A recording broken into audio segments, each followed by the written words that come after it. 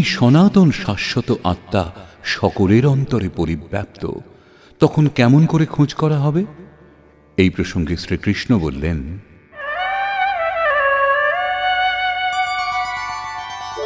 অব্যক্তোয়মচিন্ত্যোয়ম অবিকার্যোয়মুচ্যতে তস্মাদেবং বিদিত্বৈনং নানুশোচিতুমর্হসি। এই আত্মা অব্যক্ত অর্থাৎ ইন্দ্রিয়ের অগোচর।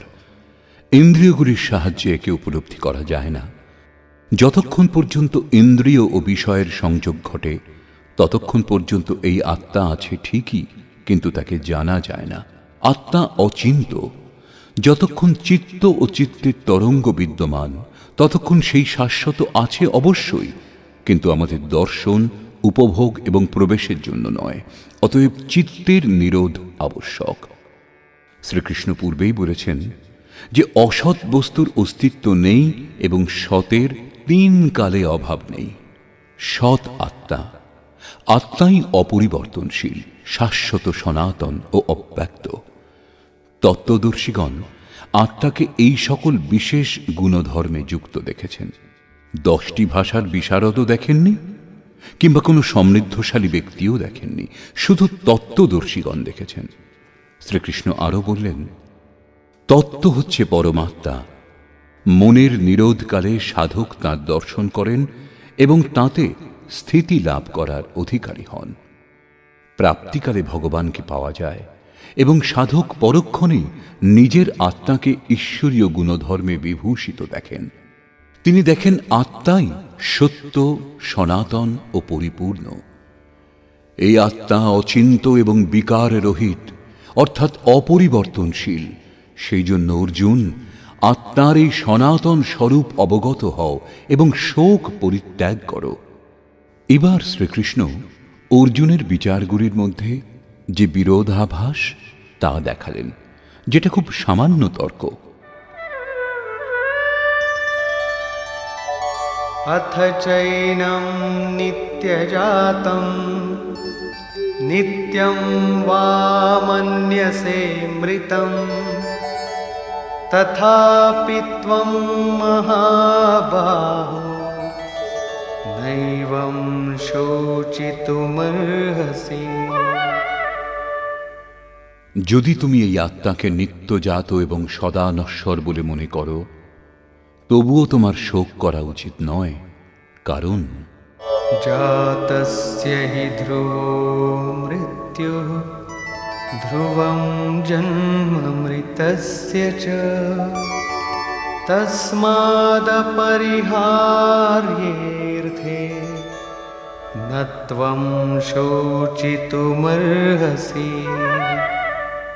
এরূপ হলেও জাত ব্যক্তির মৃত্যু নিশ্চিত এবং মৃত ব্যক্তির পুনর্জন্ম অবশ্যম্ভাবী, একথা প্রমাণিত।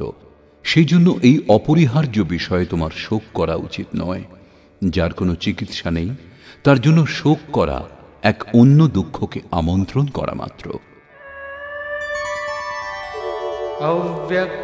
অব্যক্তাদীনি ভূতানি ব্যক্তমধ্যানি ভারত অব্যক্তনিধনান্যেব তত্র কা পরিদেবনা।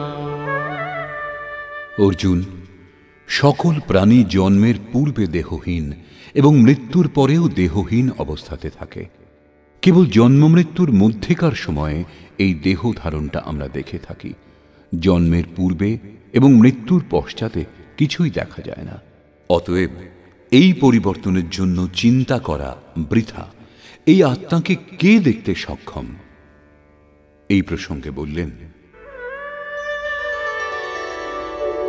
আশ্চর্যবৎ পশ্যতি কশ্চিদেনম আশ্চর্যবৎ বদতি তথৈব চান্যঃ আশ্চর্যবচ্চৈনমন্যঃ শৃণোতি শ্রুত্বাপ্যেনং বেদ ন চৈব কশ্চিৎ।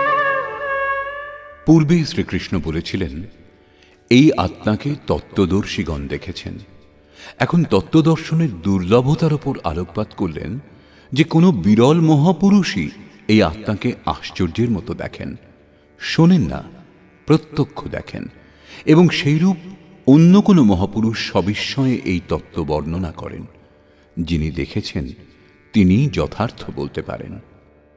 অন্য কোনো বিরল সাধক এই আত্মাকে আশ্চর্যরূপে শ্রবণ করেন, সকলে শোনেনও না, কারণ অধিকারী বিশেষে এই ভাব বোধগম্য হয়। হে অর্জুন, কেউ কেউ শুনেও এই আত্মাকে জানতে পারে না, কারণ সাধন সম্পূর্ণ হয় না। আপনি হাজার জ্ঞানের কথা শুনুন, সূক্ষ্মাতি সূক্ষ্ম বিচার করে বুঝে নিন, আগ্রহী হয়েও থাকুন, কিন্তু মোহ বড়ই প্রবল। অল্প সময়ের মধ্যেই আপনি সাংসারিক ব্যবস্থাতে লিপ্ত হয়ে যাবেন। অবশেষে শ্রীকৃষ্ণ নির্ণয় করলেন, দেহি নিত্যমবধ্যোয়ং দেহে সর্বস্য ভারত তস্মাৎ সর্বাণি ভূতানি ন ত্বং শোচিতুমর্হসি।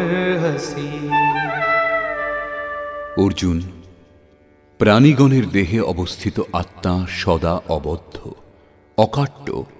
সেই জন্য কোনো প্রাণীর দেহনাশে তোমার শোক করা উচিত নয়। আত্মাই সনাতন। এই তত্ত্ব প্রতিপাদন করে, এর প্রভুতার সঙ্গে বর্ণনা করে এই প্রশ্ন এখানেই সম্পূর্ণ করলেন। এখন প্রশ্ন ওঠে যে এর প্রাপ্তির উপায় কি? সম্পূর্ণ গীতাতে এর জন্য দুটি পথ বলা হয়েছে। প্রথম, নিষ্কাম কর্মযোগ, দ্বিতীয় জ্ঞানযোগ। এই দুই মার্গকে অবলম্বন করে যে কর্ম করা হয় তা একই।